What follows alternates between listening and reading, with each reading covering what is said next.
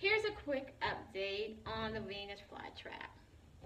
Now, if you watched the other video, I showed my boys how to grow Venus Flytraps. I gave them some little tips about it. My son is scared to touch it. He was interested in it. He wanted to look at it, but he didn't really want to touch it. So I'm just going to give you guys a quick update because it hasn't even been that long that I had it. And both of them looked exactly the same, I think, in my previous video. Uh-oh, I don't want to drop water everywhere. Let me figure this out real quick. Hold on.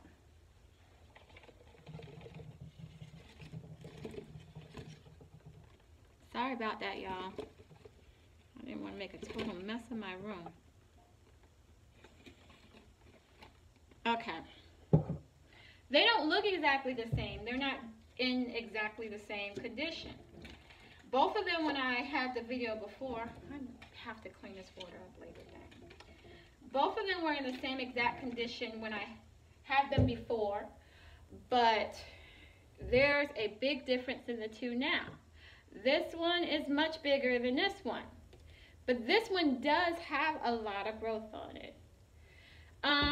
What happened with this one is one day I went into the kitchen. I don't know if there were a few flies or a fly or what, but it must have caught them. And the thing about the Venus Flytrap is once it catches a fly, hold on to it, and slowly you'll watch the leaf turn, or the mouth. I'll show you on the other one. But the mouth will turn black, then the whole plant, the whole stem will turn black, and you have to remove that because that takes energy from the plant. So I kept doing that, and it was like 5 or 6 of them around the top here that I had to cut down. But the good thing about it is I still have plenty of new growth. New babies are everywhere. So it may grow to be just as big. They start off closed before they open. This in the middle is black, so it needs to be removed. And I'll talk about that further in a moment. Now, this one here, still open, still active, and it looks like there may be a few little things that it caught in these two. Here's one down here. Actually, it looks, I don't know how to count how many of these are closed. It's quite a bit that are closed.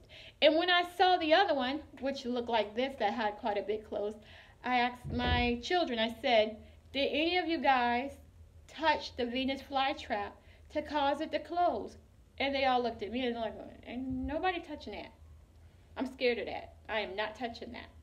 So, and I figured they were telling the truth. So it must have been catching gnats or flies or spiders or anything that was just lurking around my house. I have this sitting in a window. You can't water these with just any water. It takes a lot of work to take care of them. They require distilled water because they don't need any chemicals, and that's the problem with, you know, with the water that comes out of our faucet, and even the water that we may call purified water. It's often a chemical to eliminate bacteria or things like that. And this sweet bog plant doesn't want that. So you have to have distilled water.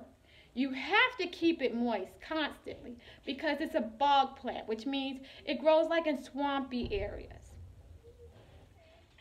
I wanted to also share with you guys, my son is coming in here with some food.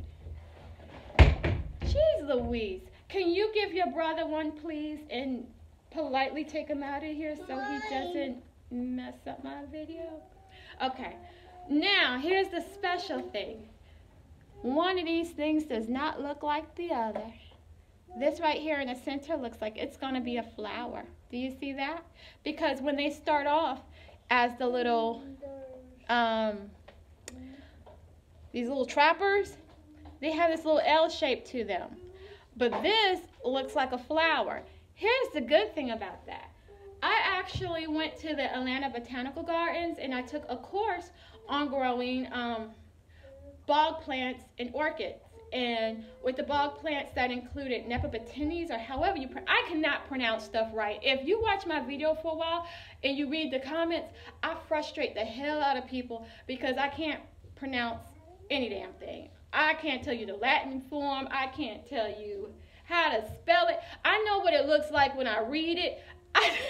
I just can't ever pronounce it. I'm sorry, but I think it's called Nepopatinis, whatever. I learned how to grow those. What is that? Sundews and Venus Flytraps. They all grow the same way. God willing, I will be able to show you guys a video. If I don't, what you're going to need is to grow them is charcoal and sphagnum moss, and you put them on a flatbed, and you put the charcoal down, and maybe like a sand mixed with like a peat moss, and then like the sphagnum moss on the top. You gently sprinkle those seeds on there after it's moist, because if you put the water in last, then you're going to wash away your seeds. But you put those on after it's moist, you cover it up, and you let it go outside because it needs to be exposed to cold weather. And then later on, when the weather warms up, a few months later, you may get some sprouts. That's what I was taught in the class, but I have yet to have done this. I've tried somewhat because I used to have some bog plants, and this is so many years ago. I'm talking like 10 years ago or something like that. I had some, and then when I got the flowers and I saw the little dust-like particles, I would just try to sprinkle it on there to see if they grow.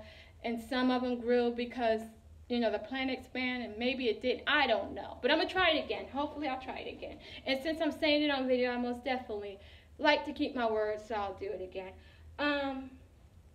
So hopefully this will flower.